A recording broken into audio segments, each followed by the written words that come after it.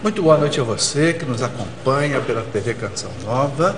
Estamos começando a nossa Escola da Fé. Toda quinta-feira neste horário, você já está acostumado.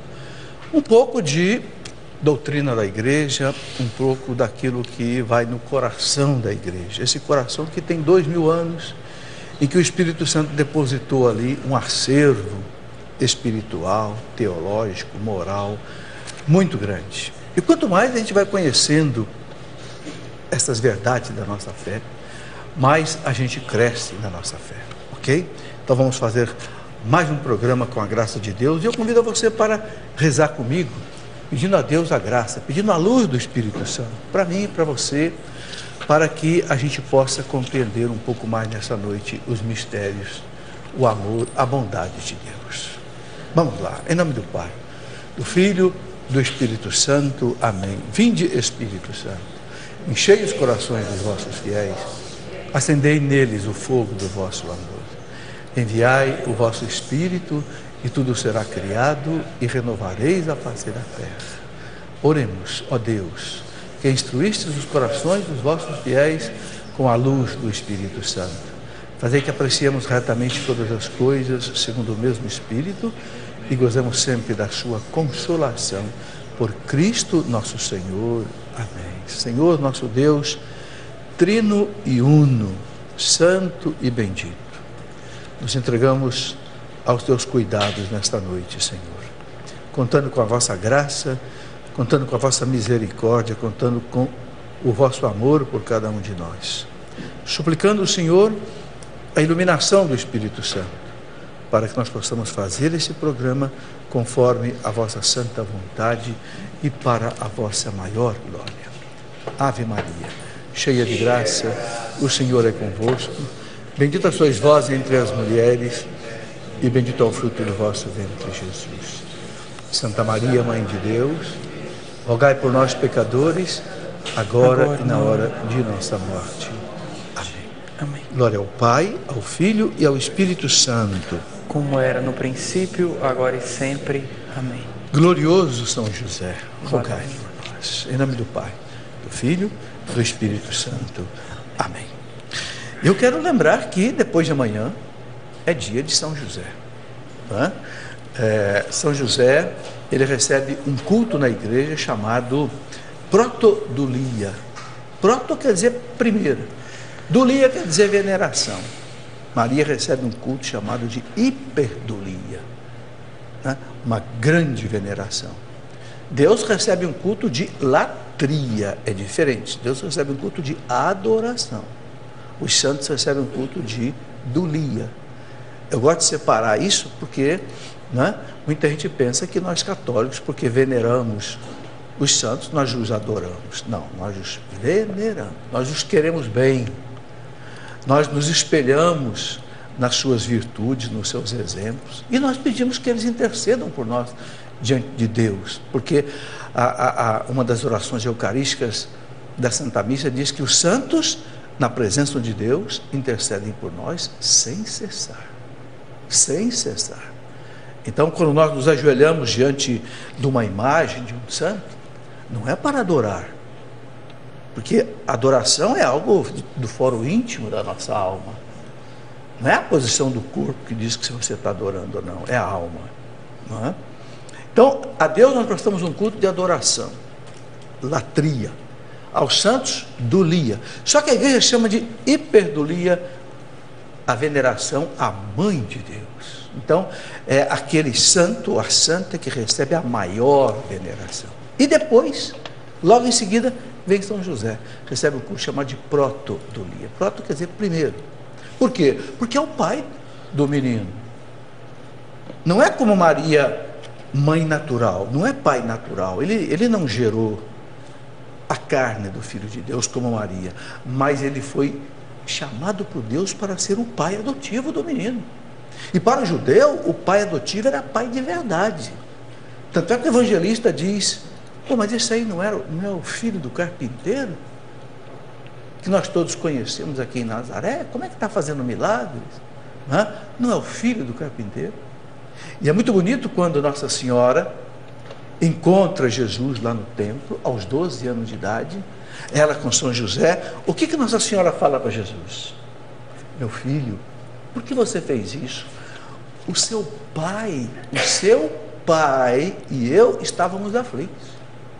Olha o que Nossa Senhora diz para Jesus: o seu pai.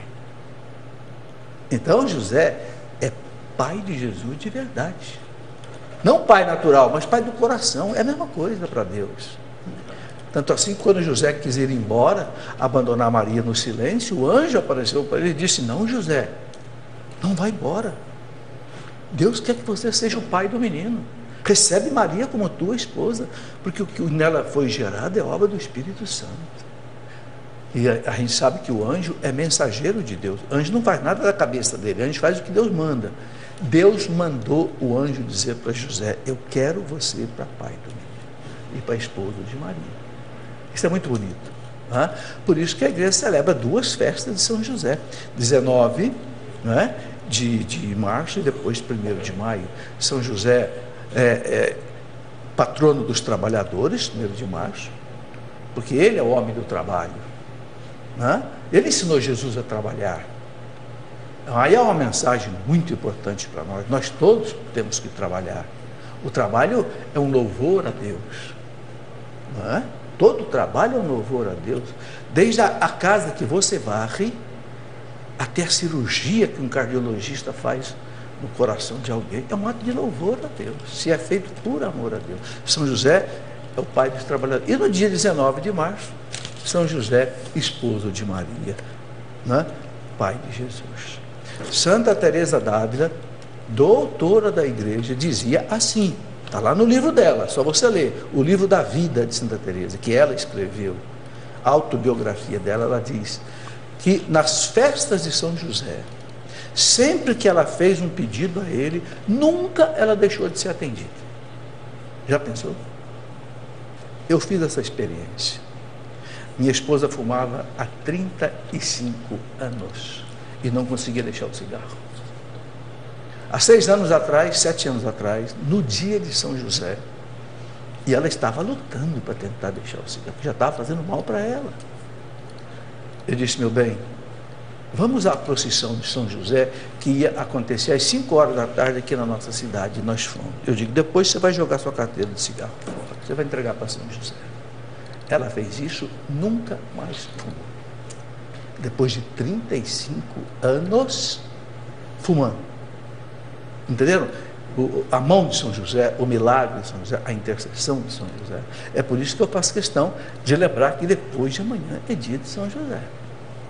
Né? Santa Teresa dizia uma outra coisa bonita. Santa Teresa dizia assim: a cada santo Deus dispensa um tipo de graça. Por exemplo, São Brás é o santo da garganta, né? Santa Luzia, o santo dos olhos, da vista. E cada santo é patrono, protetor de alguma coisa, né? São Cristóvão, dos motoristas, né? Assim, Santa Teresa diz: São José, pelas mãos dele, Deus dispensa todas as graças. Entendeu? Para cada santo é um tipo de graça. Para São José não. São José, ele é patrono da igreja. O Papa Pio IX, em 1870, o mesmo Papa que proclamou o dogma da Imaculada Conceição de Nossa Senhora, Pio IX, esse mesmo Papa proclamou São José patrono universal da igreja. O que quer dizer isso? Ele cuida de toda a igreja. Ele não cuidou da cabeça da igreja, que é Jesus Cristo, ele vai cuidar de todo o corpo. A igreja é o corpo de Cristo. Então, vejam bem, eu gosto de dizer isso: toda capela, toda igreja precisa ter o sacrário, o crucifixo, não é verdade? Mas precisa ter a imagem de Nossa Senhora e a imagem de São José. Por quê? Porque são pai e mãe da igreja, pai e mãe do Cristo. Pode ter os outros santos. A igreja de São Sebastião, não tem problema nenhum, põe São Sebastião ali. A igreja de São Pedro, põe São Pedro ali, mas não deixe de colocar Nossa Senhora e São José também. Ok? Já que eles são os santos que recebem a primeira veneração da igreja, vamos fazer jus a isto. Tá certo, Ricardo? É isso mesmo, professor. Boa Ricardo noite. Gaiotti, muito obrigado pela sua presença. Viu? Boa noite para o senhor. Amém. Boa noite você que nos acompanha em casa. Boa noite vocês que estão aqui.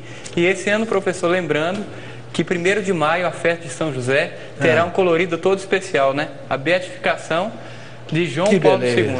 Que maravilha, né? Dia 1º de maio, dia de São José, João Paulo II será beatificado. E não foi à toa que o Papa Bento XVI escolheu essa data, né? Não foi à toa. É pelo riquíssimo significado dela. É isso mesmo. Ricardo, dá seus recados aí de endereços para quem quiser conversar conosco. Primeiro passo, nós vamos informar o ganhador da promoção da semana passada. Que nós tivemos aquele probleminha técnico. Tá certo. O ganhador da semana passada foi o Cristiano Sávio. Cristiano Sávio do Nascimento. Então, semana passada, professor, ele ganhou aquele DVD do senhor sobre depressão e o CD do Brás. Hoje, nós vamos fazer também uma promoção. Você que mandar uma pergunta mais interessante para nós. Hoje o tema é Jesus histórico. Jesus de Nazaré, sobre a história da igreja. Então, mande a pergunta para nós através do e-mail escoladafé@cançãonova.com. Você vai estar concorrendo, então. O livro Cura e Libertação pelo Jejum. E um DVD que é uma coletânea de palestras do Monsenhor Jonas e do Dunga a respeito dos jovens libertos. Hoje a promoção, então, nós vamos fazer através do e-mail. escoladafé@cançãonova.com. Então já convida você, mande para nós. Okay. Também você pode participar pelo Twitter, twitter.com/escoladafé. E durante o programa nós vamos estar divulgando os outros meios, inclusive o telefone 12-3186-2600. Ligue para nós e vamos participar do programa hoje. Okay. E hoje nós vamos conversar um pouco sobre esse livro maravilhoso que o Papa Bento XVI lançou, o 2º volume da coleção chamada Jesus de Nazaré, que serão 3 livros. Ele já lançou o primeiro. Você tentou o primeiro aí, não é, Ricardo? Mostra aí o primeiro. Jesus de Nazaré, essa beleza de livro, não é? Foi o volume 1. Nesse volume 1, o Papa pega Jesus do batismo à transfiguração. Do batismo até a transfiguração. No volume 2, ele pega Jesus, a entrada em Jerusalém até a ressurreição. E o 3º volume certamente vai ser da ressurreição para frente. Certo? Eu já trouxe aqui alguma coisa desse livro, volume 2, que nem foi publicado no Brasil ainda. Mas que eu sei que muita gente não vai ler, não é? Porque o brasileiro não é muito de ler. Então já estou fazendo aqui um avant-première. O que é um avant-première? Aquilo que o francês chama de uma primeira apresentação. Não é?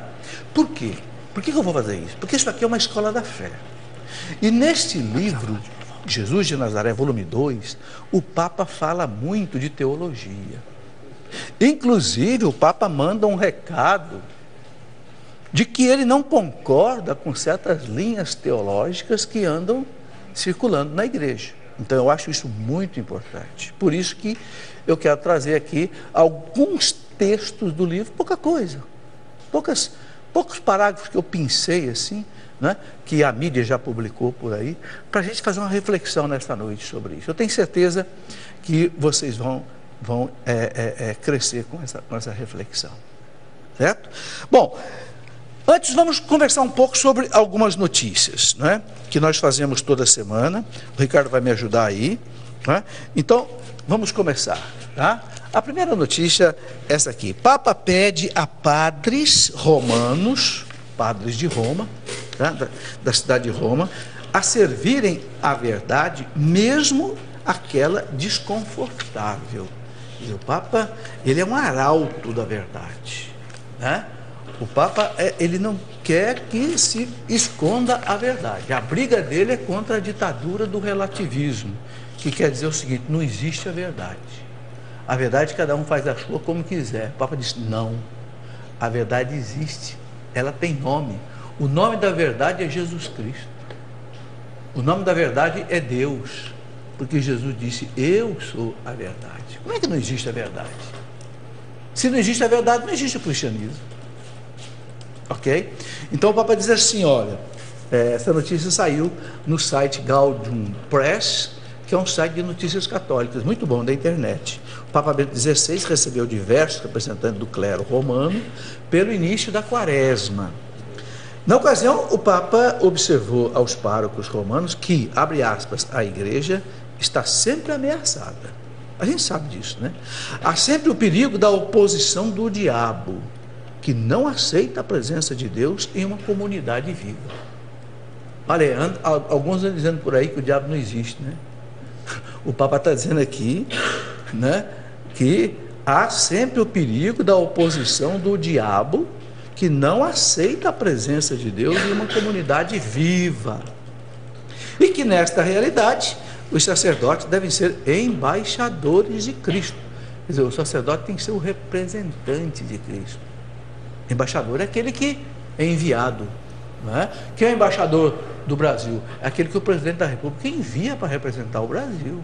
Lá no outro. Então o Papa diz que o sacerdote deve ser embaixador, ele deve representar Cristo, dedicando-se com toda a alma e com todo o coração. O Papa recordou aos sacerdotes a importância do zelo, da alegria, da fidelidade em pregar o Evangelho e a vontade de Deus, mesmo aquela desconfortável. Quer dizer, eu tenho que pregar o que está aqui, eu não posso esconder o que está aqui.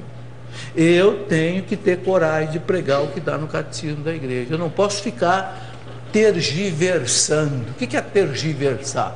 Você não tem coragem de colocar o ensinamento da igreja como está aqui, aí você fica dando volta, fazendo ginástica, né? E não fala o que tem que falar. Por quê? Porque isso aqui é desconfortável. O Papa está dizendo, não fuja da verdade, mesmo que ela seja desconfortável. Não nos deve surpreender que há sempre dificuldade, erva má.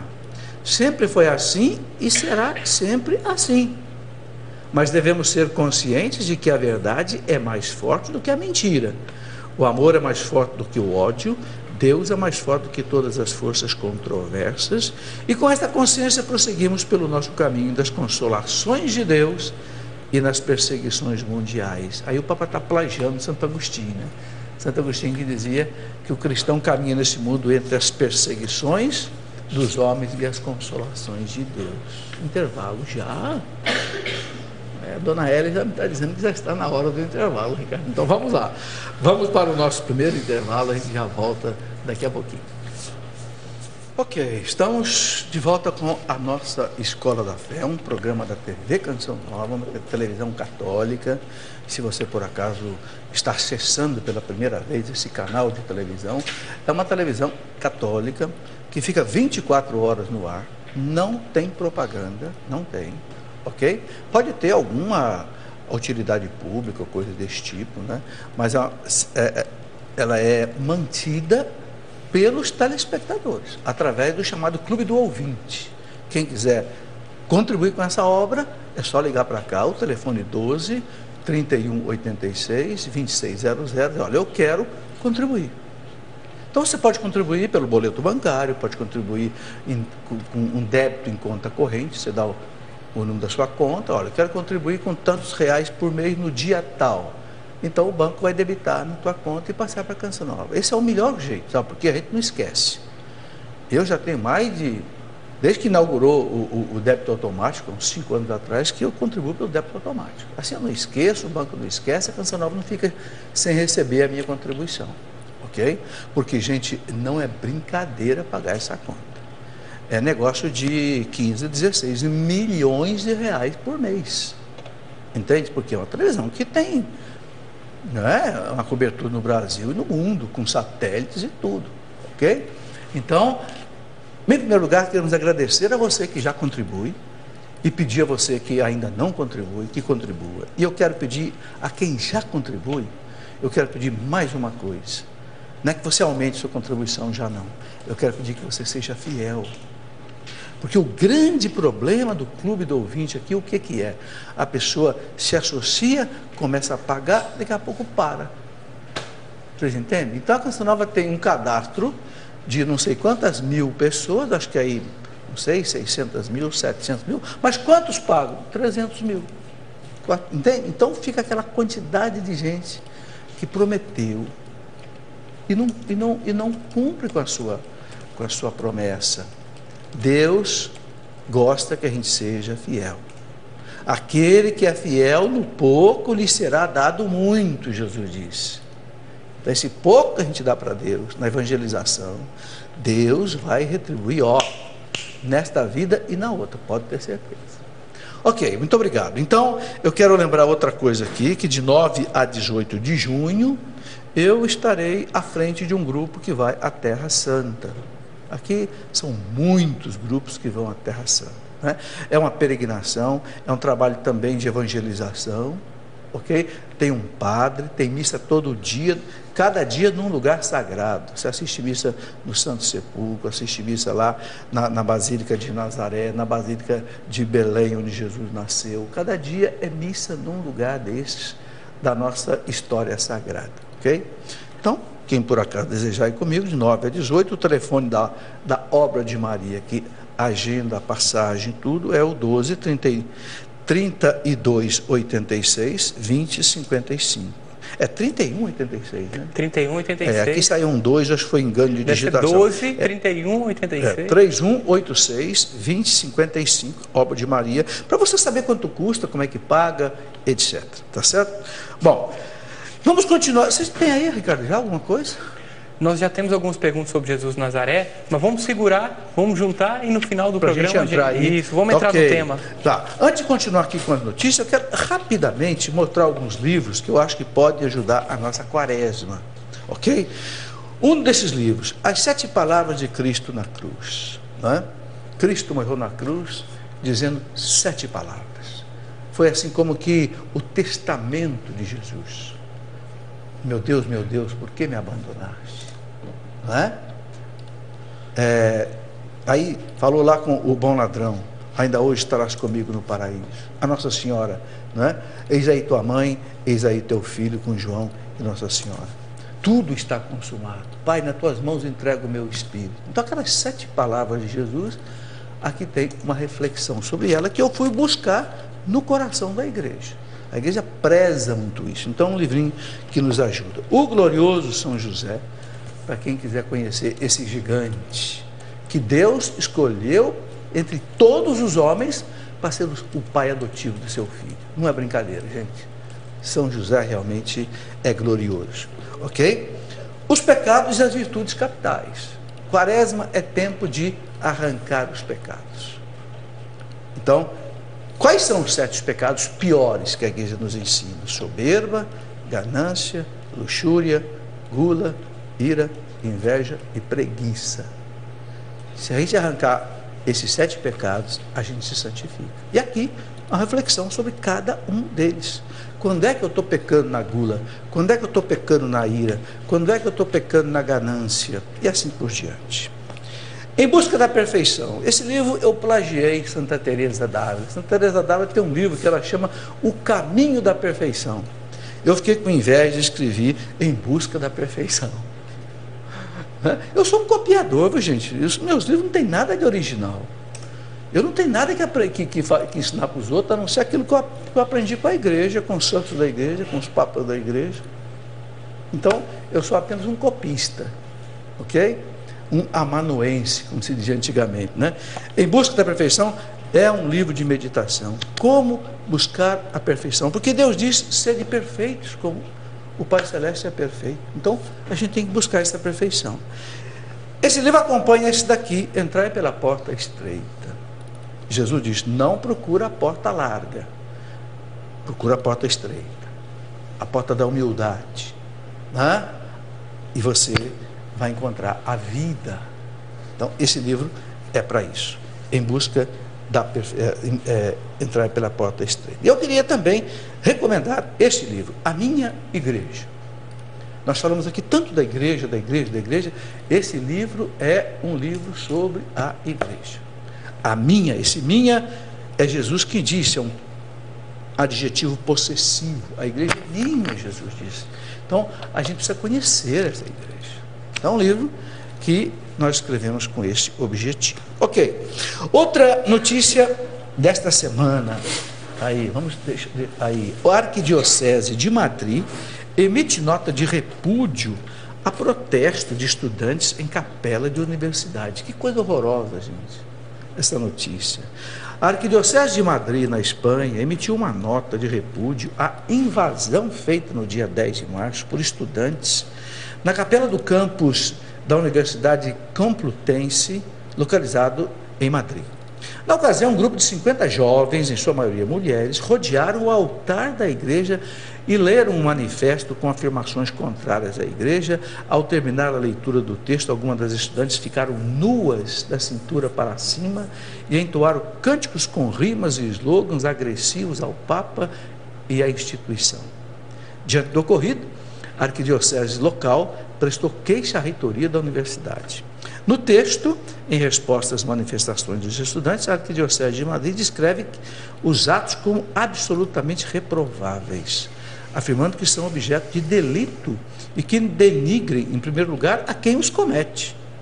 Conforme a nota, as ações são um atentado à liberdade de culto e uma profanação de um lugar sagrado. Profanação de um lugar sagrado. Lugar onde se celebra a Santa Missa. Entende? É um protesto pela posição da igreja diante da homossexualidade. Porque a igreja não aceita, e nunca vai aceitar. Podem fazer o que fizer, a igreja nunca vai aceitar, não é? O casamento que não seja de um homem com uma mulher. A igreja nunca vai aceitar o casamento diferente disso. Então, ficam fazendo esses protestos. Ora, a igreja respeita quem quer viver de outro jeito que ela não ensina. A igreja não vai atrás de ninguém para punir ninguém, para processar ninguém, porque está vivendo do jeito que quer viver. Então, pelo amor de Deus, respeitem a igreja também. Ou será que aqui no Ocidente não existe mais aquilo que se chama liberdade religiosa? A igreja não está fazendo protesto contra ninguém, a igreja não está discriminando, a igreja só está dizendo o seguinte: a doutrina de Deus é essa. Quem não quer seguir, não siga. A igreja não vai incomodar ninguém aqui. Mas, pelo amor de Deus, agora se reúne em frente de uma basílica e faz aquele beijaço gay. Aí entra numa capela, né, e tira uma roupa numa capela, circundando o altar, falando mal do Papa e falando mal da igreja. Espera aí, isso é profanação, isso é delito, isso é crime. Não pode acontecer isso. Nós estamos num Ocidente que cultivou a liberdade, que cultivou o cristianismo. Será que nós vamos voltar à barbárie? Não, não tem condição. Ô professor, sobre essa notícia, é bom a gente observar, porque está falando assim, poxa vida, é lá na Espanha, mas aqui perto da gente já aconteceu situações semelhantes a essa, de desagravo, situações de escândalo, situações de, entre aspas, né, expondo a Igreja Católica ao ridículo. Para a gente colocar como exemplo, nenhum dessas passeadas gay que houveram para trás, houve lá um homossexual que estava vestido com a roupa do Papa, distribuindo camisinha numa espécie de âmbula, dizendo que era o corpo de Cristo. Mas é importante a gente lembrar que no Congresso Nacional transmite uma lei, a PL 122, que justamente quer restringir a Igreja Católica de, no momento desse, falar assim: homossexual, eu te acolho, mas a sua atitude não é coerente com a minha doutrina. Então é bom, professor, nós alertarmos a você que está aí nos ouvindo, que existe no Congresso Nacional uma lei que quer proibir nós católicos de falarmos essas situações e expormos a nossa doutrina. Eu preciso dizer o seguinte, que trata-se de discussão de ideias, não trata de atacar pessoas. Nós estamos falando de ideias, de conceitos. Isso é liberdade de expressão, liberdade de pensamento. A igreja não tem nada de homofóbico, a igreja não persegue ninguém. Quem quer viver diferente daquilo que a igreja ensina, a igreja respeita perfeitamente e não vai atrás de ninguém para atacar ninguém, para ofender ninguém, para xingar ninguém, para prender ninguém. A igreja pode até rezar por essas pessoas, mas a igreja não faz nenhum ato de ofensa à pessoa. Agora, ela tem o direito de, para os seus filhos, ensinar o que ela acha, o que ela entende que é a vontade de Deus. E por isso ela fica sendo hostilizada desse jeito. É preciso haver educação. Eu não digo nem evitar profanação, eu digo educação. Educação. Se eu, por exemplo, não sou espírita, mas eu tenho que respeitar quem é espírita. Eu tenho que amar a pessoa que é espírita. Eu não posso ficar falando mal dela e ofendendo. Embora eu diga, olha, eu não concordo com a sua filosofia, não sigo a sua religião, mas educação, respeito, é isso que eu acho que está faltando. Bom, não é à toa que a Jornada Mundial da Juventude vai ser em Madrid, porque o Papa sabe que ali a coisa está pegando fogo. E aí depois vai ser no Brasil, né? O próximo vai ser no Rio de Janeiro. Há essa possibilidade, né? Hein? Há essa possibilidade de ser no Brasil, nós estamos rezando, estamos na expectativa. expectativa. Né? Está bem amadurecido. Ok, mais uma notícia. Profanam... não, ainda outra antes pode colocar aí. Ok, presidente do Episcopado do Equador. Outra notícia muito sutil. Seria inaudito que o governo do Equador vete os bispos. O que está acontecendo? O presidente do Equador, seu Rafael Correa, quer vetar alguns bispos que o Papa quer nomear para o Equador. Quer dizer, então nós vamos voltar agora no tempo do Napoleão Bonaparte, que ele queria nomear os bispos da França. Vamos voltar naquilo que na história da igreja ficou sendo chamado de galicanismo, onde o imperador, o chefe de Estado, queria que a igreja fosse dele, como o Henrique VIII fez lá na Inglaterra. Agora o senhor Rafael Correa, aqui no Equador, né? E aí o episcopado equatoriano reagiu. O presidente da Conferência Episcopal Equatoriana, D. Antônio Iarza, disse à agência ACI Prensa que seria um precedente totalmente inaudito que, a estas alturas da história, o Estado pretenda regular a nomeação de bispos. Quer dizer, desde quando o Estado agora vai impedir que o Papa nomeie um bispo, porque ele não gosta daquele sacerdote que vai ser bispo? Espera aí. Dom Arregui respondeu assim ao anúncio feito pelo presidente do Equador, Rafael Correa, que no dia 9 de março manifestou seu desacordo com a nomeação episcopal para o vicariato apostólico de Sucúmbios, no nordeste do país, durante a cerimônia de condecoração do bispo que se retira. Correa disse que o modus vivendi, que regula as relações entre o Estado laico equatoriano e o Vaticano, nos permite vetar qualquer nomeação de bispo. Não é verdade. Olha o que disse o bispo. Dom Arregui explicou à agência do grupo ACI em espanhol e ACI Prensa o modus vivendi, um tratado assinado em 1934 entre o Equador e o Vaticano. Há um reconhecimento expresso de que a nomeação dos bispos corresponde ao Santo Padre. Então o senhor Rafael Correa, acima de tudo, está mentindo.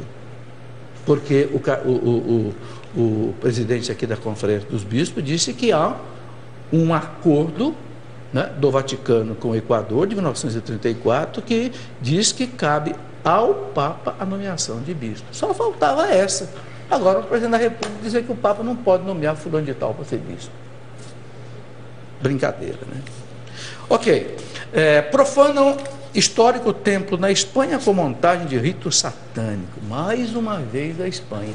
Gente, eu não fico caçando essas notícias não, viu? Eu abro 2, 3 sites de notícia, copio essas notícias e trago aqui. Mas a Espanha está na crista da onda. O bispado de Almeria, na Espanha, iniciou os trabalhos de reabilitação da antiga igreja de Las Salinas, de Cabo de Gata, profanada durante o último final de semana, com grafites que, segundo peritos consultados pela agência ACI Prensa, em espanhol, simulam um rito satânico. O templo, construído em 1907, permanecia fechado ao culto desde o ano 2004, pelo risco de desmoronamentos. O ato vandálico ocorreu depois da vitória da diocese em um longo litígio judicial com uma empresa privada que tentou convertê-lo em discoteca e centro turístico. Vocês estão entendendo? Quiseram transformar uma igreja antiga, que estava fechada porque estava sendo restaurada, quiseram transformar na justiça a igreja em uma discoteca e um centro turístico. E a igreja ganhou na justiça manter como igreja. Por isso fizeram então esse ato, diz aqui a notícia, um rito satânico, e agora a igreja está sendo, inclusive, para eliminar essa profanação, a igreja está sendo reabilitada. Porque quando há uma profanação num culto, num templo sagrado, você não pode celebrar a missa ali. Tem que ser feito, vamos dizer, a desprofanação, a reabilitação. Por exemplo, se há um assassinato dentro de uma igreja, não pode mais celebrar a missa daquela igreja. enquanto não for feito o ato de reparação. Não é? Mesma coisa, isso que está acontecendo aqui. E aí, Ricardo? Professor, o senhor acabou de falar uma notícia muito interessante para a gente sobre o que está acontecendo lá com o presidente Rafael Correa. A Santa Sé, para você que está em casa e queira aprender um pouco mais, ela celebra diversos tipos de acordo com os estados, porque a Santa Sé é um país, para que você possa entender melhor, inclusive acabou de celebrar um acordo com o Brasil. Esse acordo já é uma lei, foi publicada no dia 11 de fevereiro de 2010. E prevê várias coisas desse acordo em Brasil a Santa Sé. Inclusive, eu acho que você já fez um programa sobre isso. Sobre a liberdade religiosa, sobre a autonomia da igreja em nomear os seus bispos, a erigir institutos religiosos, a educação religiosa, enfim. Mas o nosso núncio apostólico, Dom Lourenço Baldicelli, lançou um livro, Diplomacia Pontifícia, Acordo Brasil-Santa Sé, Intervenções. Então, ele tem uns 20 dias que esse livro foi lançado, nós falamos aqui do programa, e a semana esse livro chegou até as nossas mãos. Quero indicar para você que está em casa esses livros. Você quer saber como funciona a diplomacia da Santa Sé, a relação da Santa Sé com os governos, inclusive Dom Lourenço já foi núncio apostólico na Índia, no Nepal, no Paraguai, homem com um conteúdo vastíssimo, vai nos apresentar isso, a relação da Santa Sé com os estados. Fala sobretudo, uma palavrinha resume, a Santa Sé, como especialista em humanidade, ela quer o quê? Defender a dignidade da pessoa humana. Então, professor, está essa dica aqui, esse livro do Dom Lourenço, para que nós possamos conhecer um pouco mais das relações entre a Santa Sé e os estados laicos. Beleza. E é importante dizer o seguinte, por que foi assinado um acordo, né, do Brasil com a Santa Sé? Será que é porque o Brasil é melhor do que as outras nações, tem um acordo? Não, esse acordo o Vaticano assina com todas as nações. O Vaticano tem esse acordo assinado aí com mais de 100 nações. Inclusive Por quê? muitas... Porque o Vaticano é um Estado, é um país como outro qualquer. Só que é um país que tem uma missão religiosa. Então, o Vaticano precisa ter um acordo com os países, para quê? Para que a igreja possa, como diz o Papa, a gente não quer vantagem nenhuma, a gente só quer a liberdade de poder pregar o Evangelho. Então tem um acordo para garantir isso. É isso mesmo. Mas inclusive para você que está em casa, pensa, mas é só países de confissão cristã? Não, a Santa Sé tem acordo com um monte de estados você lembrar, muçulmanos. tem acordo com países que não são cristãos. Isso. Entende? Para que o quê? Para que a igreja possa atuar naquele país. Os padres não sejam presos, as escolas possam dar cultura religiosa cristã, católica, para os alunos que quiserem. É tudo isso. Entende? E é preciso lembrar que a igreja é um dos estados mais antigos do mundo. O Estado do Vaticano. Quando é que ele foi fundado? Ele foi fundado no ano de 752. Quando o rei da França, o rei Franco, que era o imperador praticamente, Pepino o Breve, né, que depois teve lá o seu filho Carlos Magno, que foi o grande imperador cristão na Idade Média, e Pepino o Breve reconheceu o Estado do Vaticano, que tinha 44 mil quilômetros quadrados. E que no ano de 1870 foi arrancado da igreja à força de guerra, e o Papa entregou para não derramar sangue, e a igreja ficou com um pedacinho de terra chamado Vaticano, que tem o quê? 0,44 quilômetros quadrados, não chega a 1 quilômetro quadrado. A igreja tinha 44 mil quilômetros quadrados, era o Estado Pontifício. Esse Estado, ele sobreviveu 1000 anos, no tamanho gigante, de 752, 56 mais ou menos, até 1870, então foram 1000 anos. Depois continuou como sendo uma nação-estado, só que agora ficou com um território pequenininho, mas continuou com o status de nação. Por isso que tem representação diplomática na ONU, o Papa tem seus representantes no mundo inteiro, seus embaixadores no mundo inteiro, os núncios apostólicos, porque o Papa é um chefe de Estado, como o seu Obama, como o seu, a nossa presidente, etc. Mesma coisa. Por isso que pode ser feito esses acordos. E ambos os parlamentos aprovam. Do lado do Vaticano aprova o Papa, do lado do Brasil aprova o Congresso Nacional e o Presidente da República. Ok, eu teria mais notícias aqui, mas vamos deixar para que as pessoas leiam aí no blog do programa, leiam também na minha página, na Cleofas. Tem notícias muito interessantes. Grupos luteranos pedem ao Papa um novo ordinariato para unir-se à Igreja Católica. Que beleza! Assim como os anglicanos estão vindo para a Igreja Católica, agora os luteranos pediram ao Papa para virem para a Igreja Católica e querem que o Papa abra um organismo para isso, um ordinariato, como abriu para os anglicanos. Gente, que beleza está acontecendo o ecumenismo. Haverá um só rebanho e um só pastor. É promessa de Jesus, isto vai acontecer. E já está acontecendo. Aos poucos já está acontecendo. Essa notícia é muito bonita. Outras notícias, depois as pessoas poderão ver aí nos nossos meios de comunicação. Vamos, Ricardo, então, começar a conversar um pouco sobre a aula de hoje, a matéria do livro do Papa. Eu quero lembrar mais uma vez que esse livro do Papa, né, é muito bonito, porque o Papa, ele não apenas faz uma reflexão assim espiritual, mas o Papa faz uma reflexão teológica. Quem já leu algumas coisas que a mídia já publicou, a internet já publicou, várias páginas do livro já foram publicadas, né? Inclusive resumos, muito bons, inclusive, é o que eu vou passar aqui alguma coisa. A gente percebe o seguinte: o Papa, ele quer mostrar o quê? Quem é Jesus. Sobretudo, o Papa quer mostrar que o Jesus da história é o mesmo Jesus da fé. Porque uma polêmica que surgiu na teologia moderna, fruto de um teólogo protestante chamado Rudolf Bultmann, é que o Jesus da história não é o Jesus da fé. O que quer dizer isso? O Bultmann saiu com essa história e fez escola.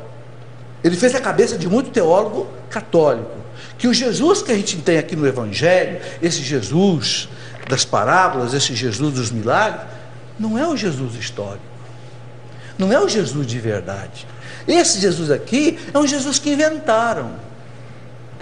As comunidades cristãs, lá depois do ano 100, inventaram, entende, esse Jesus, e criaram um Jesus da fé, que não é bem o Jesus da história, o Jesus real. É exatamente essa mentira que o Papa quer derrubar.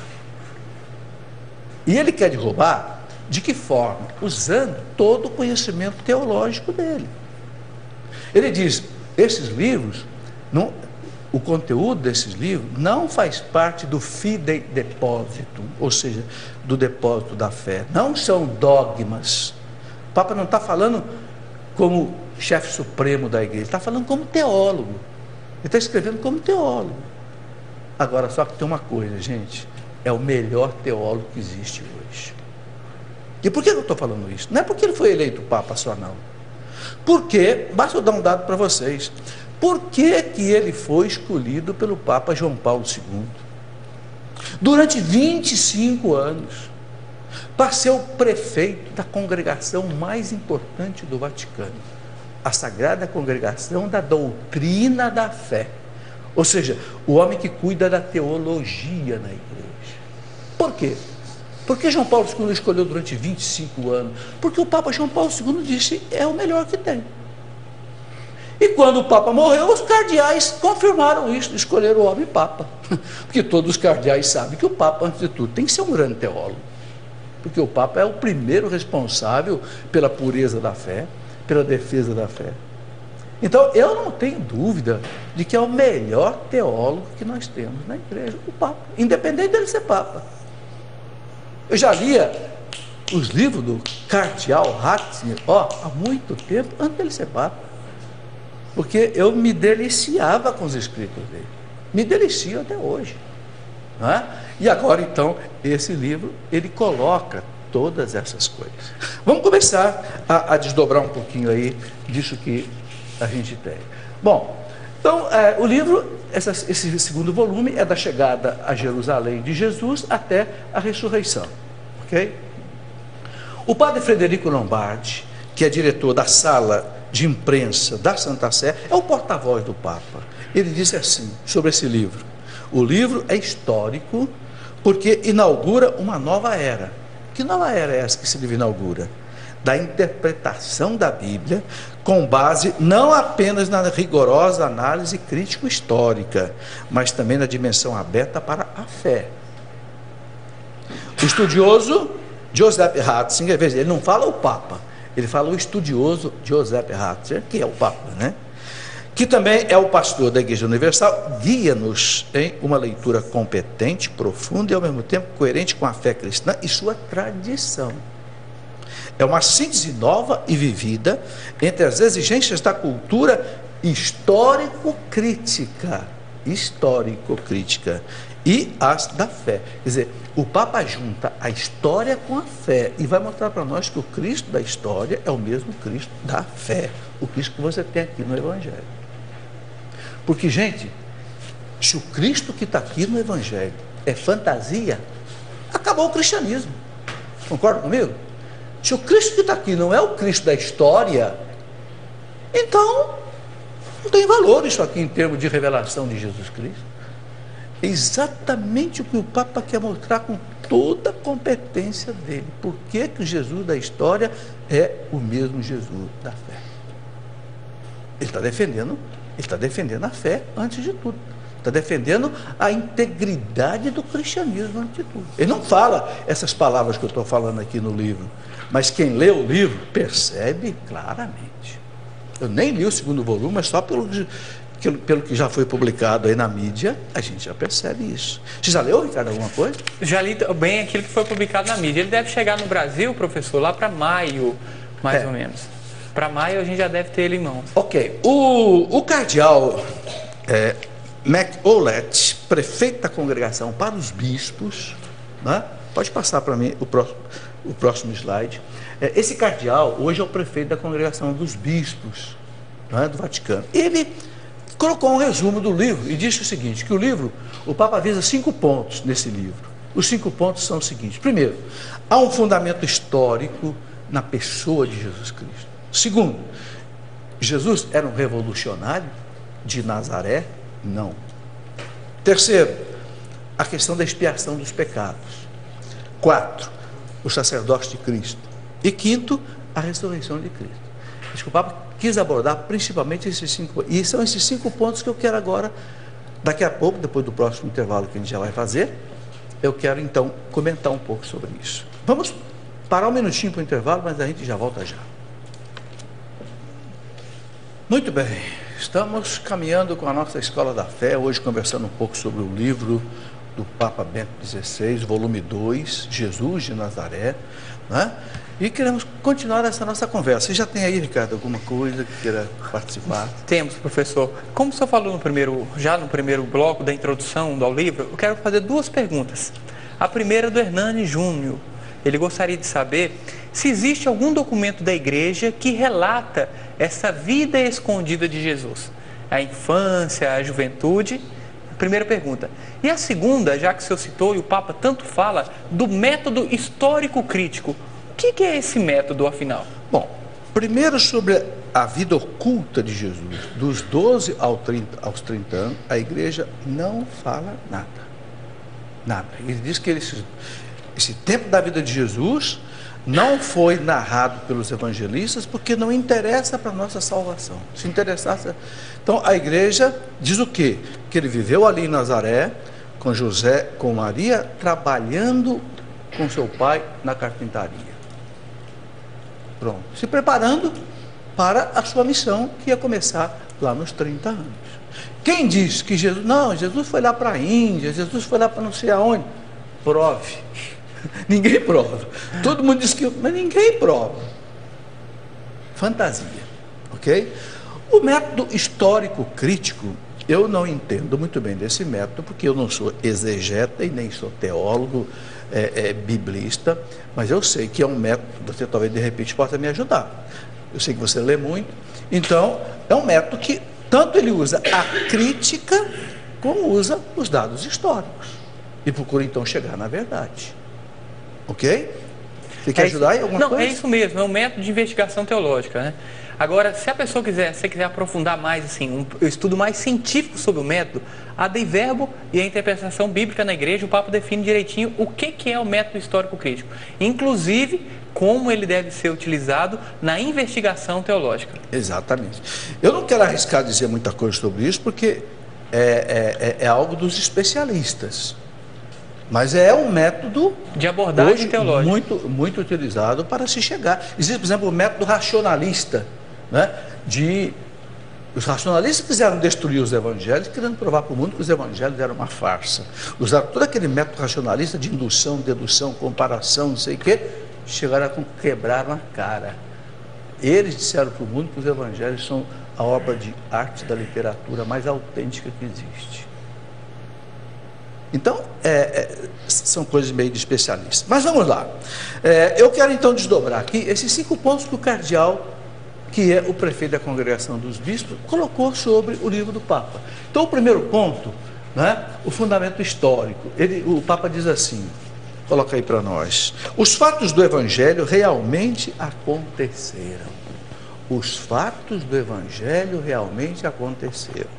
Aí, toda vez que aparecer entre aspas ali, é o Papa falando, tá? Ele falando, a mensagem do Novo Testamento não é apenas uma ideia, é fundamental ter acontecido na história real deste mundo. A fé bíblica não conta histórias como símbolos da verdade, tá?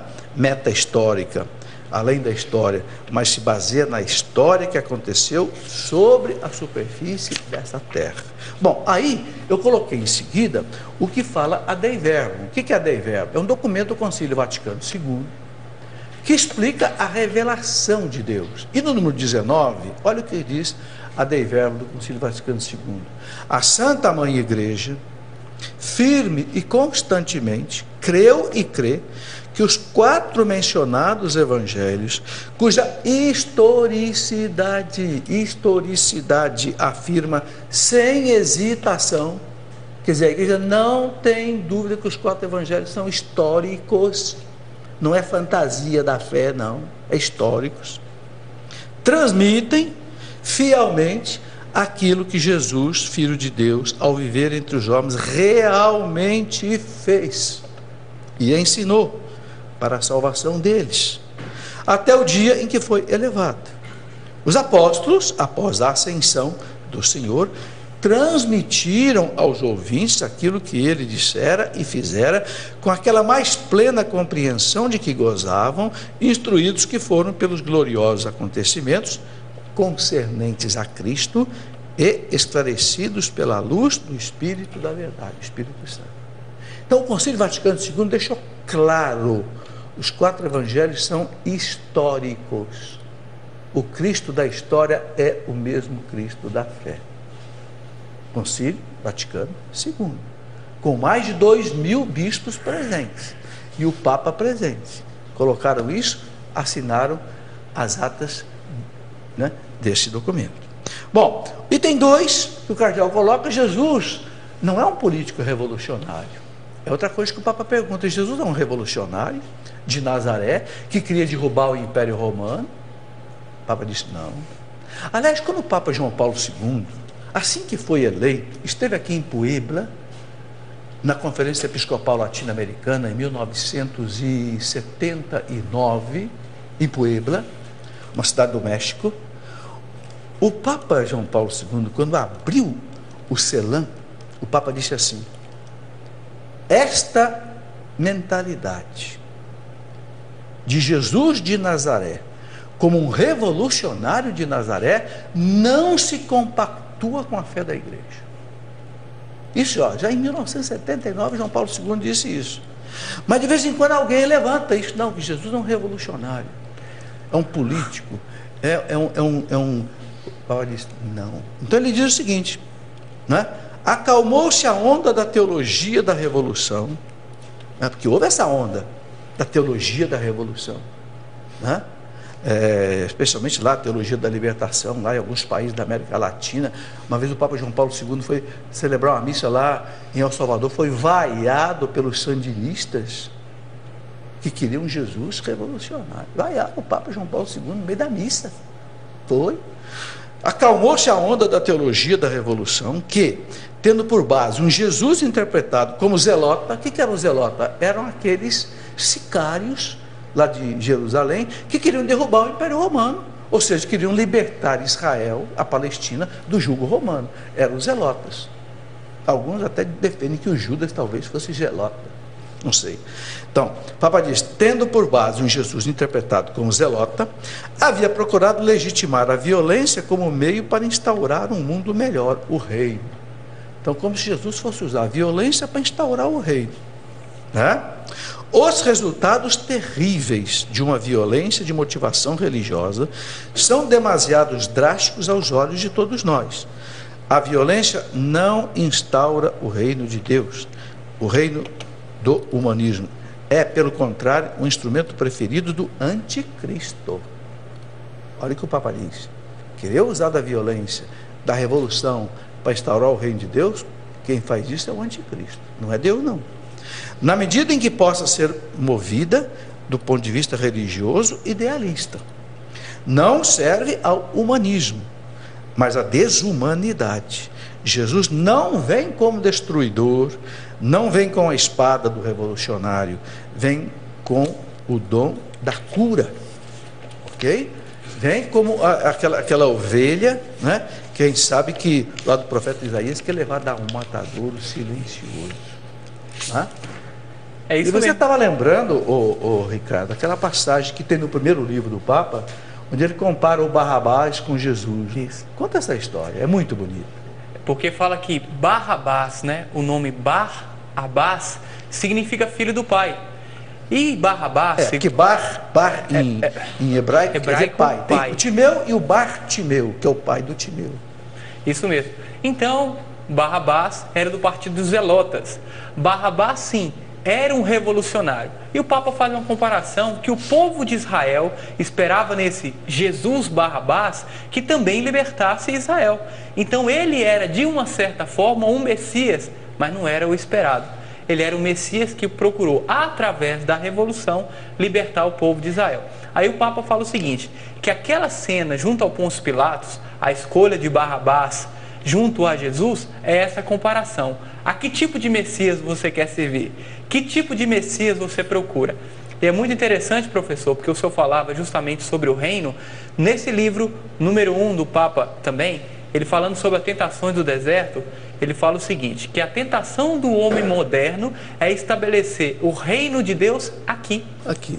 O reino terreno. É o reino terreno. Não o reino do céu. O reino dos céus.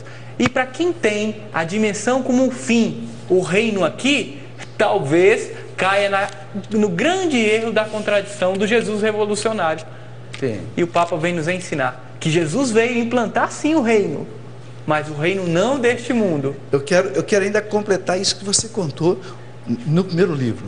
O Papa coloca assim, Pilatos estava ali com 2 filhos do Pai. Jesus, o filho do Pai de verdade, e o Bar-Abás, o filho, que quer dizer filho do Pai. Bar-Abás quer dizer filho do Pai. Então tinha 2 filhos do Pai ali. E os 2 querendo implantar o reino.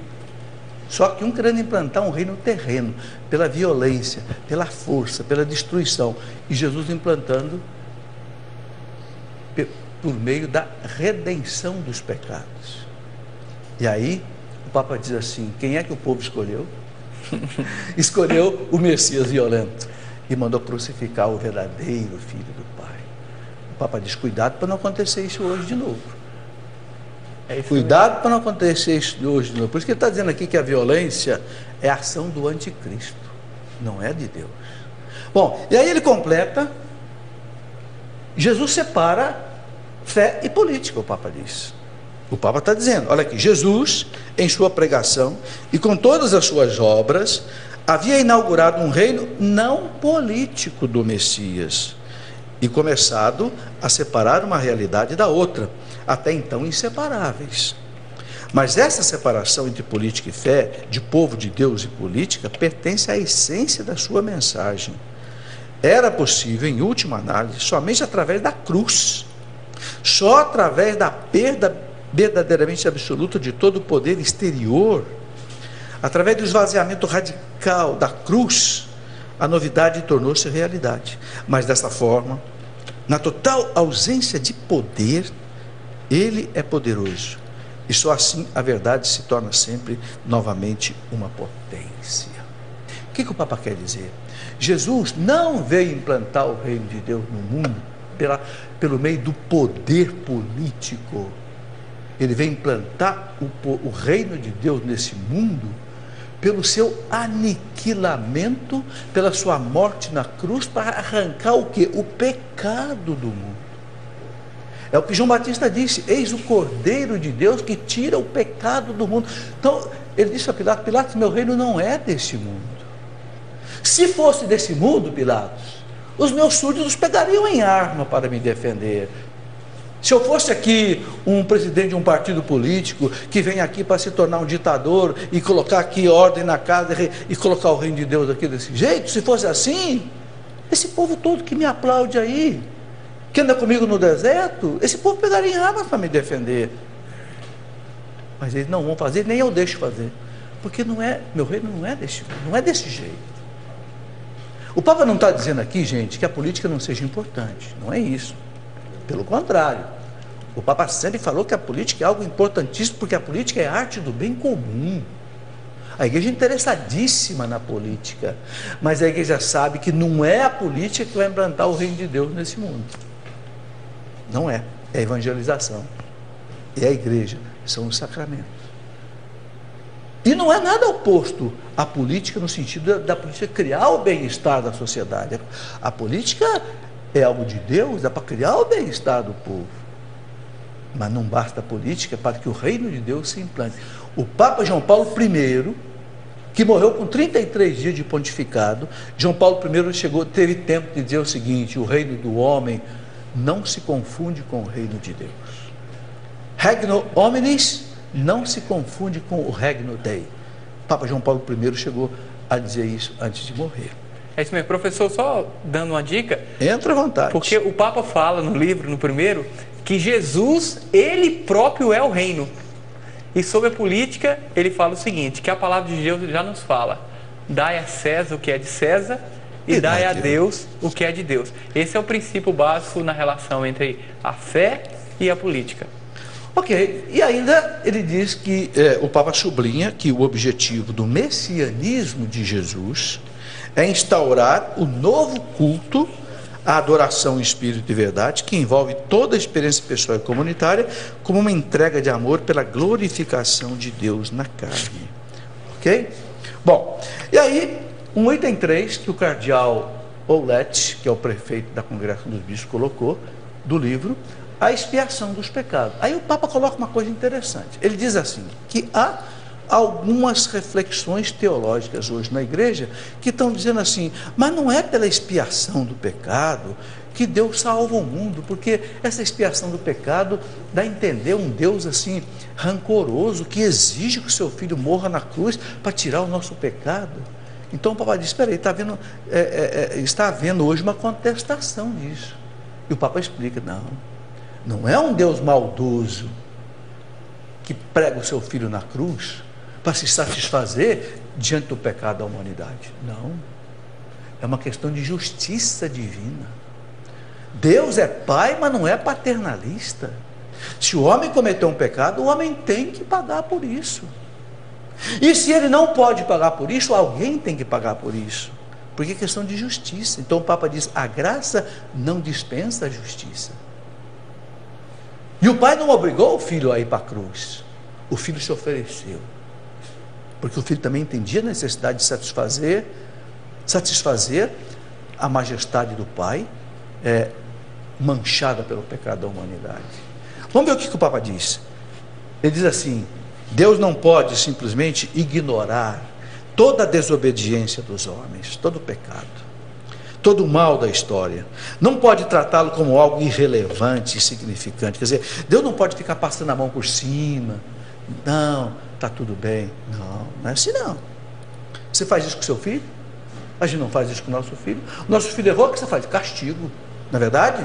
Porque você é pai, mas não é paternalista, não é irresponsável. Deus também. Esta espécie de misericórdia, entre aspas, né, que perdoa tudo, aceita tudo. Esta espécie de misericórdia, diz o Papa, de perdão incondicional, seria aquela graça barata. O Papa diz, é uma graça barata, não tem valor. Contra a qual Dietrich Bonhoeffer, que é um teólogo, diante do abismo do mal de seu tempo, com razão se pronunciou. A injustiça, o mal, como realidade, não pode ser simplesmente ignorado, deixado como está. Deve ser eliminado, vencido. Apenas esta é a verdadeira misericórdia. A verdadeira misericórdia não é você passar a mão na cabeça do seu filho que erra e dizer, está tudo bem. A verdadeira misericórdia é você corrigir o seu filho, dar um castigo que ele precisa, para que ele vire um homem de verdade. Essa é a verdadeira misericórdia, o Papa diz. E que agora, já que os homens não são capazes de fazê-lo, Deus mesmo o faz. Esta é a bondade incondicional de Deus, uma bondade que jamais pode estar em contradição com a verdade e a correspondente justiça. Vocês entenderam? Isso é muito profundo. O Papa diz assim, já que o homem, ele não pode resgatar o mal que o seu pecado gera, então Deus vem em socorro do homem e disse, então o meu filho vai ser sacrificado no lugar de vocês, para que vocês possam ter o pecado, a culpa de vocês expiada, retirada. Por isso que João Batista, quando apresentou Jesus, disse, eis o Cordeiro de Deus, que tira o pecado do mundo. Porque o pecado, gente, é a raiz de todos os males. Romanos 6, 23, o que São Paulo diz? O salário do pecado é a morte. Toda dor, toda lágrima vem do pecado. Não só do seu pecado, do meu pecado, do pecado de toda a humanidade. Vocês entendem? Não era para haver o sofrimento e a morte na história do mundo. A morte entrou na história do mundo por causa do pecado. E vai sair pela morte, né, do pecado através de Jesus Cristo. Alguém tinha que matar o pecado. Então Cristo morreu para matar a morte, que é fruto do pecado. E aí ressuscitou. Quando ressuscitou, nós ressuscitamos com Ele, para uma vida nova. O Papa diz, essa teologia que quer desprezar isso, quer desprezar a expiação do pecado como o viés da salvação, essa teologia, o Papa diz, não está certo. É o que ele, esse é o recado que ele quer dar aqui, visivelmente, está certo? O item 4 que o cardeal coloca aí é o sacerdócio de Cristo. Bem, é outra coisa que o Papa diz que anda sendo questionado. Alguns andam dizendo, não, o Cristo não era um sacerdote, o Cristo era um simples leigo do seu tempo. O Papa diz, leiam a carta aos Hebreus. A carta aos Hebreus caracteriza plenamente como Jesus Cristo, segundo a ordem de Melquisedeque. Quem foi Melquisedeque? Aquele sacerdote a quem Abraão pagou o dízimo. Ou seja, ele é sacerdote segundo a ordem de Melquisedeque. Esse Melquisedeque aparece ali como aquele homem que não tem genealogia, parece que caiu do céu, né? É o Jesus, a imagem de Jesus para o Novo Testamento. Bom, já está na hora do intervalo, vamos para mais um intervalo. Depois do intervalo eu vou colocar o item 5º que o Papa coloca sobre a ressurreição, muito bonito. E aí vamos responder também algumas perguntas dentro do tempo que a gente tiver. Voltamos já. Ok, último bloco da nossa Escola da Fé de hoje. Vou completar rapidamente aqui o 5º ponto da análise que o cardeal canadense Ouellette, que é o prefeito da Congregação dos Bispos, faz do livro do Papa, o livro Jesus de Nazaré, volume 2, que o último item é sobre a ressurreição. E aí depois eu venho com o Ricardo aqui para a gente ver o que tem de pergunta. O Papa enfoca o problema da ressurreição. Por quê? Porque, claro, é o ponto mais importante da nossa fé. São Paulo diz que se Cristo não ressuscitou, nós estamos perdendo tempo. A nossa fé é vã, é vazia. E a gente sabe que hoje muita gente contesta a ressurreição. Inclusive dentro da igreja há umas linhas aí que querem botar em dúvida. Então o Papa coloca o seguinte, a ressurreição, né? Ele diz, de fato, o anúncio apostólico com o seu entusiasmo e sua audácia, e a maneira com que os apóstolos pregaram depois que o Cristo foi para o céu, é impensável sem um contato real dos testemunhos com o fenômeno totalmente novo e inesperado que lhes tocou de fora e consistia no manifestar-se e no falar de Cristo ressuscitado. O que o Papa está dizendo? A maneira com que os apóstolos pregaram Cristo ressuscitado, depois que o Cristo subiu para o céu, só pode ter acontecido por um fato novo, que foi o quê? Eles terem contato com Cristo ressuscitado. Porque eles estavam morrendo de medo dos judeus. Mas de repente, esses homens, depois de terem o contato com Cristo, e o que eles pregavam? A gente lê os Atos dos Apóstolos, Pedro, Paulo, Barnabé, o que eles pregavam? O Senhor ressuscitou. O Senhor ressuscitou. Era uma tônica. Então o Papa diz, só um fato extraordinário, ou seja, a própria ressurreição do Cristo pode ter dado a eles esse entusiasmo. Apenas um acontecimento real, de uma qualidade radicalmente nova, estava em condições de tornar possível o anúncio apostólico, que não é explicável com especulações ou experiências interiores místicas. Quer dizer, não é porque eles tiveram experiências interiores místicas que aí não, algo arrancou os apóstolos deles mesmos para esse anúncio apostólico do Cristo ressuscitado. Gente, tem muito mais.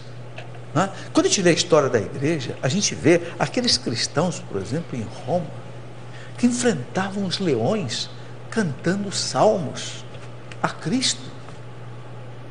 De onde é que vem essa força? Essa força vem realmente do testemunho que eles receberam dos apóstolos do Cristo ressuscitado. Quem é capaz de dar essa força para aquelas multidões enfrentarem o martírio como enfrentaram? E depois multidões que iam, por exemplo, para os desertos, século II, século III. Você sabe que o monarquismo começou ali no deserto do Egito, um São Pacômio, um Santo Antão, e milhares de pessoas, depois mulheres se retiravam para os desertos e queriam viver uma vida de total virgindade, pureza, abstinência, por causa do Cristo. Entende? Onde é que está a força disso tudo? O Papa diz, na ressurreição. E aí ele coloca uma outra coisa muito bonita aqui, quando ele fala da Eucaristia, passa aí para frente mais um pouquinho para mim. Aí, a ideia de formar-se da Eucaristia no âmbito da comunidade é também, do ponto de vista histórico, absolutamente absurda. Quer dizer, por que os apóstolos iam trocar o sábado pelo domingo? Se toda a cultura judaica, os apóstolos eram judeus, dizia que o dia santo era o sábado, por que eles passaram para o domingo? O Papa diz, está aí a prova da ressurreição, que o Cristo ressuscitou no domingo. Por isso os apóstolos trocaram o sábado pelo domingo. Entenderam que o domingo é o primeiro dia da nova criação. Quem poderia se permitir conceber tal pensamento de criar uma tal realidade? Como poderiam os primeiros cristãos, evidentemente, já nos anos 30, aceitar esse tipo de invenção, sem qualquer objeção? Será que nem ia reclamar de trocar o sábado pelo domingo? Por que ninguém reclamou? Porque Jesus ressuscitou, e ressuscitou no domingo, por isso que ninguém reclamou, o Papa diz.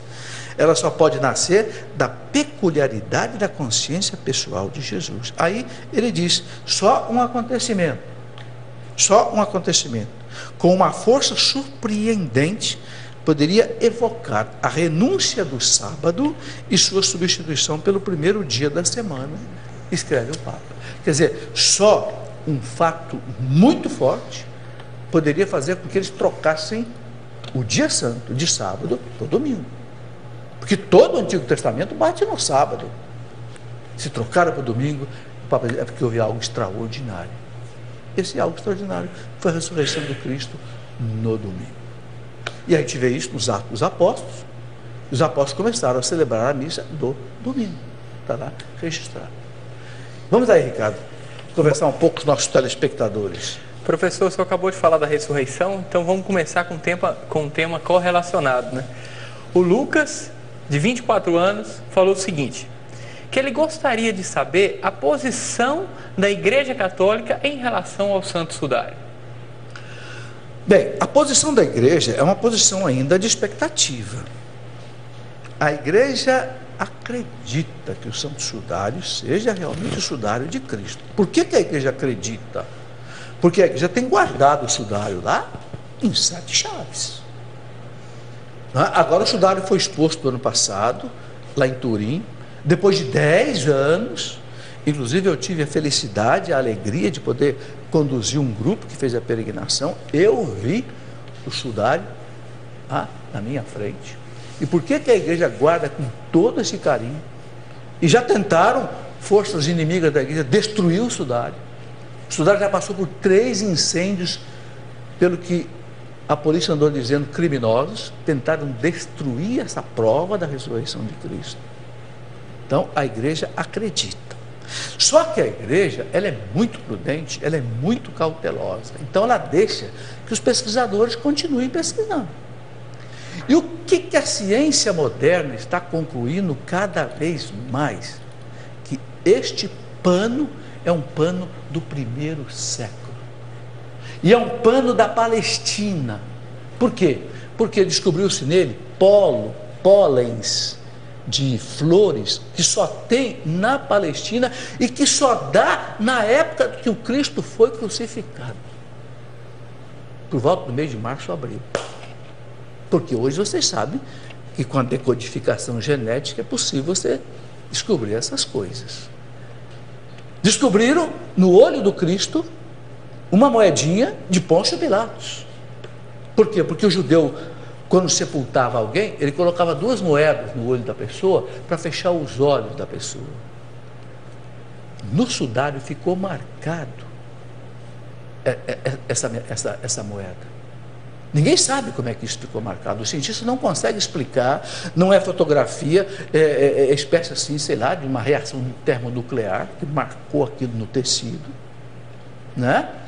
Está marcada a moeda de Pôncio Pilatos. Você sabe que a moeda antigamente era do rei, e a moeda tinha a face do rei e tinha o nome do rei. Então está marcado no sudário a moeda de Pôncio Pilatos. Então a cada dia está ficando mais claro que o sudário é realmente do Cristo. Agora a igreja não fez um pronunciamento ainda final, definitivo, porque ela ainda dá mais chance. A igreja não tem medo da verdade. Quiseram desmentir que o sudário era lá da Idade Média e tal, caiu por terra essa teoria. Então a igreja deixa os pesquisadores. Eu creio que um dia a igreja vai dizer, não temos mais dúvida. Mas olha, o fato da igreja guardar o sudário como guarda, as 2 maiores relíquias que a igreja guarda em termos de imagem, Guadalupe e o Santo Sudário. Tanto é que a imagem de Nossa Senhora de Guadalupe foi levada uma cópia autêntica dela para ser guardada junto com o Santo Sudário em Turim. Porque são 2 imagens milagrosas que a ciência não consegue explicar. Ninguém sabe. Se pegar a imagem de Guadalupe, ninguém sabe que não é tinta, não tem na natureza aquele produto que pintou. Não é fósforo, carbono, silício, molibdênio, ferro, zinco, cobalto. Ninguém sabe que produto é esse. Não tem na classificação periódica dos elementos químicos. Não tem. Não tem aqui na Terra, nem animal, nem vegetal, e nem de outra conotação. Então, a igreja olha essas 2 relíquias com muito respeito, realmente. A outra pergunta? A outra pergunta, professor, é o seguinte. Rodrigo Fina Ferreira perguntou: de acordo com a história, há um relato oficial a respeito da ação de Jesus na política de sua época. Segundo ele, sua fama chegou a Roma, aos ouvidos do imperador que governava aquela época, em razão da atividade política? Olha, a gente tem alguns relatos, por exemplo, de Flávio Josefo, que era um historiador judeu do 1º século, que já fala de Jesus, não é? E José realmente tinha contatos com Roma. A gente sabe, por exemplo, que o Herodes Magno, que perseguiu Jesus, ele foi nomeado imperador ali da Palestina, rei da Palestina, pelo César, não é? Porque ele tinha ajudado Júlio César lá num combate no Egito, que Júlio César se viu enroscado lá. O Herodes Magno, que perseguiu Jesus com 2 aninhos de idade, socorreu o Júlio César. E Júlio César, imperador de Roma, a Palestina pertencia a Roma, nomeou então Herodes como o rei ali da Palestina. Depois Herodes vai construir a cidade de Tiberíades em homenagem a Tibério, imperador de Roma. Por quê? Havia um contato aí. Agora, não há relatos históricos de que Roma, que os imperadores tenham, eles de Roma tenham enfrentado Jesus como um revolucionário político. Não. E gente, é tão claro isso, que Pilatos queria soltar Jesus. Pilatos queria soltar Jesus, mas ele ficou com medo de soltar Jesus. E o Papa fala isso no livro dele. Pilatos preferiu a conveniência do que a justiça, o Papa diz. Ele preferiu defender o dele do que defender a justiça, que seria o que? Soltar Jesus. Porque ele falou, eu não encontro nada nesse homem. Gente, se o procônsul romano, se o governador romano encontrasse alguém que afrontasse o Império Romano, imediatamente era morte. E morte de cruz. Quem assistiu aquele filme Espartacus? Aquela rebelião que houve, eles encheram uma via inteira de uma cidade a outra de gente crucificada. Por quê? Porque fizeram um motim contra o Império Romano. E Pilato disse, eu não encontro nada nesse homem. Entenderam? Quer dizer, então não há relatos históricos que possa dar uma conotação a Jesus de um revolucionário. Isso. Outra pergunta, professor. O Evandro Mendonça, ele afirma e pergunta novamente. Diz ele que há relatos que Jesus teria sido iniciado em algumas religiões esotéricas judaicas, tais como a Cabala e etc. Ele pergunta, e aí, Jesus foi ou não iniciado nessas religiões? Olha, tem um provérbio sábio na ciência que diz assim, quem afirma alguma coisa tem que provar. Entendeu? Quem afirma alguma coisa, aquilo que se afirma gratuitamente, se nega gratuitamente. Quer dizer, aquilo que alguém apresenta para você sem prova, você também nega sem prova. Agora, se a pessoa chegar para você e você aprova, ó, está aqui. Aí você tem que desmentir aquilo com outra prova. Entenderam? Quem é que prova que Jesus esteve na Índia, na China, e que aprendeu o culto esotérico aqui, que lá aprendeu a fazer milagre? Eu queria saber como é que o cara aprende a ressuscitar alguém. Né? Quer dizer, então, essas fantasias, que toda época de Semana Santa, as revistas lançam por aí, né? Porque vende muitas fantasias, prova. Nós cristãos, nós católicos, temos que dizer assim, quando alguém diz assim, ó, Jesus, depois dos 12 ou 13 anos, esteve na Índia. Meu amigo, prova. Qual é o escritor sério? Qual é a historiografia séria que prova isso? Ninguém vai apresentar nada para você. Essa é outra pergunta, professor. Falando que o livro do Papa, né, reconhece que os judeus não são responsáveis pela morte de Cristo. Aí está dizendo, pessoas não esclarecidas afirmam o contrário. Aí queria que o senhor, então, nos explicasse. Bom, veja bem, muito antes do Papa dizer isso, o Concílio Vaticano II já disse. Está aqui, inclusive o Catecismo da Igreja, repete o que o Concílio disse. Olha, gente, o Concílio já faz 50 anos. Tá certo? O Concílio, eu não sei se eu tenho o parágrafo marcado aqui, eu acho que eu não tenho, depois a gente pode procurar, mas o Catecismo da Igreja, ele coloca claro, né? Os judeus não podem ser culpados pela morte de Cristo como um todo. Claro que houve algumas pessoas judias que foram culpadas, né? Claro que houve os sumos sacerdotes, os doutores da lei, um Anás, um Caifás, que tramaram a morte. Eles pessoalmente são culpados. Mas o que a igreja diz? Não podemos culpar os judeus. Porque, gente, os apóstolos eram judeus. O Cristo era um judeu, Nossa Senhora era judia, muitos e muitos sacerdotes judeus se converteram ao cristianismo, então nós vamos culpá-los também? Não tem cabimento. Então, um dos documentos do Concílio Vaticano II deixou claro, o Papa simplesmente repetiu isso, nada de novo, nada de novo. Agora, quem discorda disso, Não sei. Vai ter que também provar isso de outras formas, né? Agora, nós acompanhamos a igreja. Infelizmente, sabe, gente, houve um antissemitismo muito triste na própria história da igreja. Porque o Cristo morreu ali na mão dos judeus. E aliás, não morreu na mão dos judeus, o Cristo morreu na mão dos soldados romanos. Que quem crucificou o Cristo não foram pessoas, a crucificação, assim, o ato de crucificação, não foi feita por judeus, foi feita por cidadãos romanos, soldados romanos. Então, se tem que culpar alguém, tem que culpar também os romanos. E ninguém culpa os romanos, aí culpa os judeus. Ok? Então, infelizmente, houve um antissemitismo que perseguiu muitos judeus. De onde é que vem a expressão judiaria? Isso é judiação. De onde é que vem essa expressão? De judiar dos judeus. Então, quantas e quantas vezes bairros de judeus, em Portugal mesmo, foram incendiados, muitos judeus foram mortos por causa desta sina, desse ranço de que os judeus são culpados da morte de Cristo, então eles têm que morrer.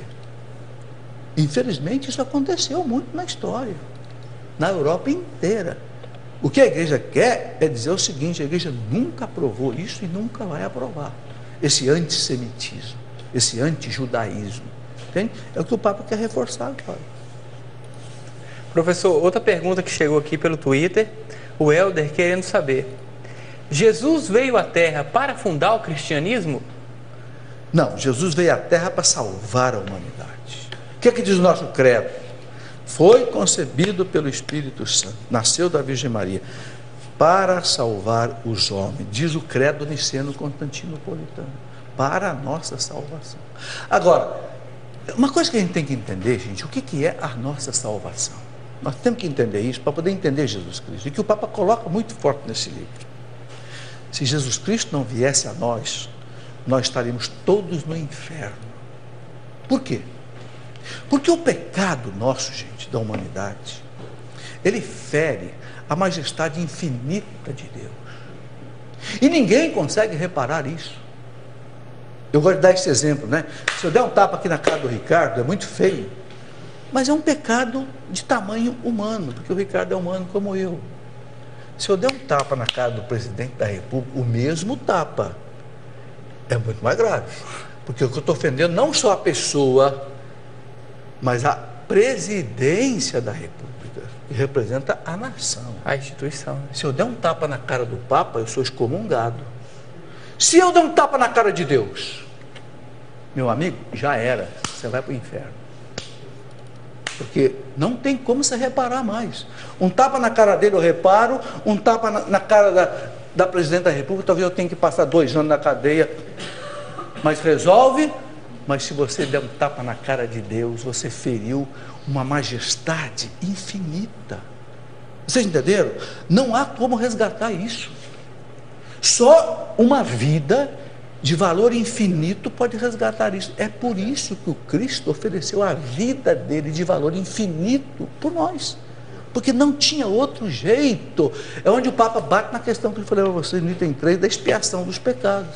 Que alguns teólogos querem achar que não foi por aí. O Papa disse: não foi por aí. E é por isso que São Pedro diz lá, Atos 4,12, fora de Jesus Cristo não tem salvação. Não tem. São Pedro diz, Atos 4,12, não nos foi dado outro nome debaixo da terra. Por quê, gente? Porque ninguém consegue oferecer a justiça de Deus, a reparação do pecado. Porque o pecado fere a majestade infinita de Deus. Então tem que ser um resgate infinito. E homem algum, o catecismo diz essa frase assim: ainda que morresse o homem mais santo deste mundo na cruz, seria um nada para pagar o pecado da humanidade. Tinha que morrer um Deus na cruz, porque a vida dele tem valor infinito, que a nossa não tem. E como essa vida foi oferecida à justiça divina por nós, aí volta a questão que eu falei: Deus é Pai, mas não é paternalista. A graça não elimina a justiça. O Papa bate muito nisso. Por que o Cristo teve que enfrentar a cruz por nós? Porque nós fizemos uma burrada. E alguém tem que pagar essa burrada que nós fizemos. E ninguém podia pagar essa burrada. Então, a misericórdia de Deus, o que o Papa fala, a misericórdia, não é você passar a mão por cima. A misericórdia é você arrancar o pecado. Isso é que é a misericórdia. Por isso que esse livro do Papa, gente, é extraordinário.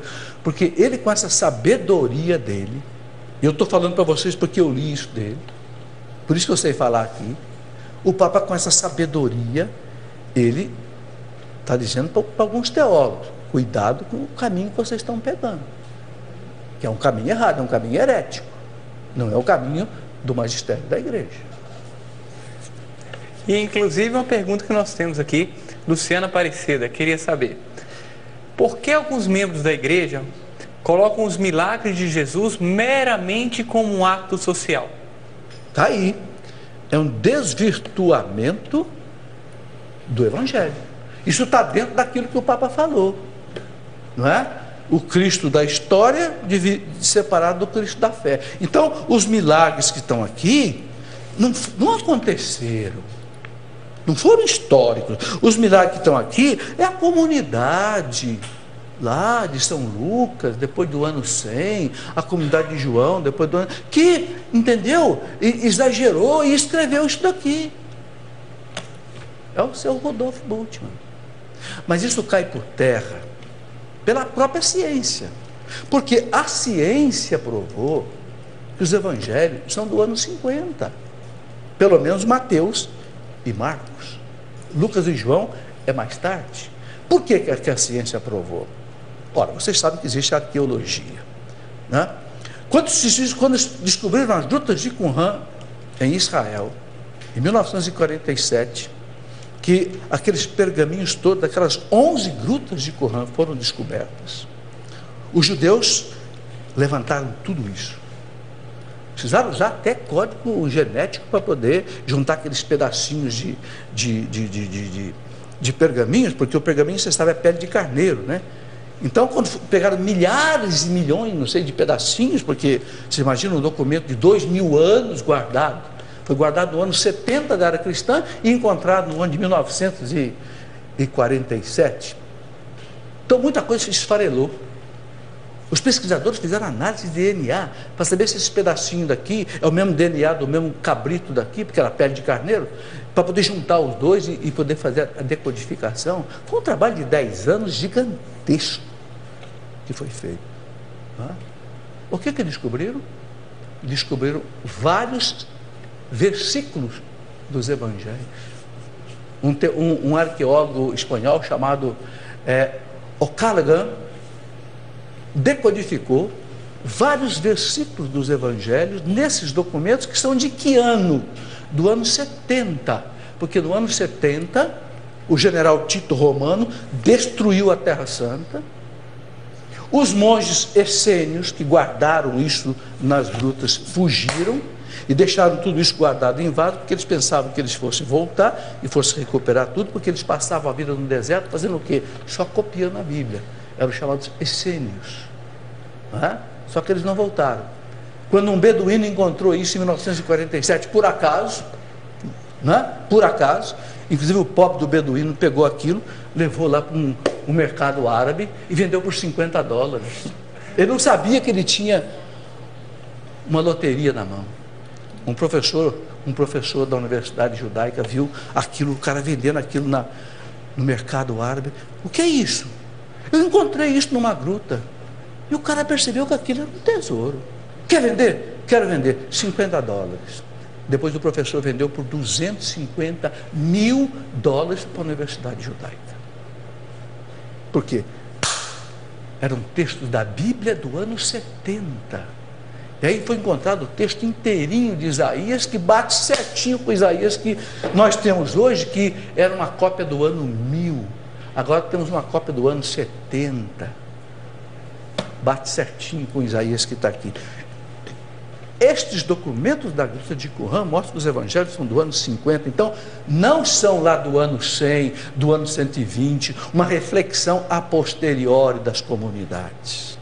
Eu já vi em alguma missa o padre dizer assim: Evangelho segundo a comunidade de São Lucas. Peraí, Peraí, para a igreja é Evangelho de São Lucas, Evangelho de São João, Evangelho de São Marcos. Vocês sabem, gente, que a igreja excluiu uma meia dúzia de evangelhos da Bíblia. Os apócrifos. Tinha evangelho de Pedro, de Tomé, de Filipe, de Nicodemos, de Maria Madalena. A igreja jogou tudo fora. Por quê? Porque a igreja viu que eram falsos. Era evangelho que tinha um erro, tinha heresia, tinha fantasia, tinha gnosticismo. Ficaram só os 4. Por quê? Porque os 4 da igreja depurou que eram históricos. Essa é a nossa fé. Se a gente perder isso, gente, a gente quebra o cristianismo. Por isso que o Papa coloca isso muito claramente no seu livro. Ok, terminou, não é? Vamos fazer o sorteio. Isso, Ricardo. Professor, a pergunta mais criativa, quem mandou foi o Rodrigo Fina Ferreira. Então, Rodrigo Fina Ferreira, se você estiver nos assistindo, manda um e-mail para cá, dizendo seus dados, que nós possamos mandar para você esses brindes que você ganhou hoje. Agora, Beleza. professor, antes de encerrar o programa, nós tivemos muitas perguntas querendo saber a respeito do seu posicionamento como físico da situação no Japão. Oh, meu Deus, é muito difícil de falar disso. A situação do Japão é algo físico, realmente, o deslocamento daquelas placas que se movem embaixo da terra. E, infelizmente, o Japão está em cima de fendas arqueológicas. E não, isso não é o campo da física, tá? Isso é o campo da geologia. Mas a física, eu estou dando um chute aqui meio fora da minha área, né? Aquele movimento das placas gera realmente no mar, e é no mar o movimento, gera essas ondas violentas que vão explodir lá na praia. É isso. A gente sabe que há nações que têm fendas geológicas terríveis por baixo. Por exemplo, os Estados Unidos têm. Toda a região da costa oeste americana, Califórnia, San Diego, Los Angeles, né? É uma região que já teve terremotos terríveis e que pode ter.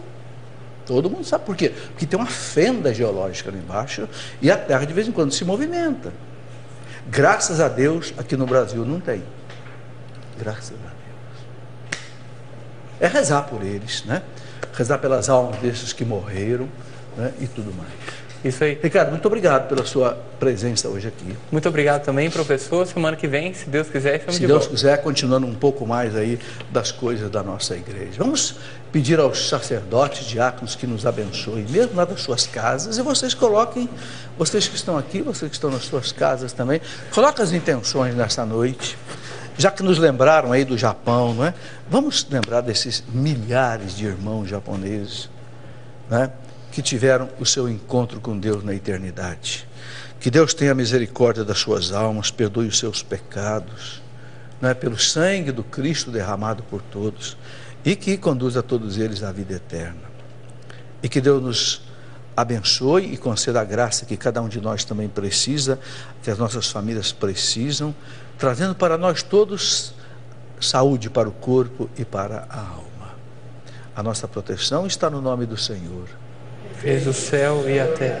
Pela intercessão de Nossa Senhora e do glorioso São José, não é? Nós pedimos a Deus a sua bênção todo-poderosa, em nome do Pai, do Filho e do Espírito Santo. Amém. Muito obrigado a vocês que vieram aqui, vocês de casa que nos acompanharam. Até a próxima quinta-feira, o próximo programa, se Deus quiser.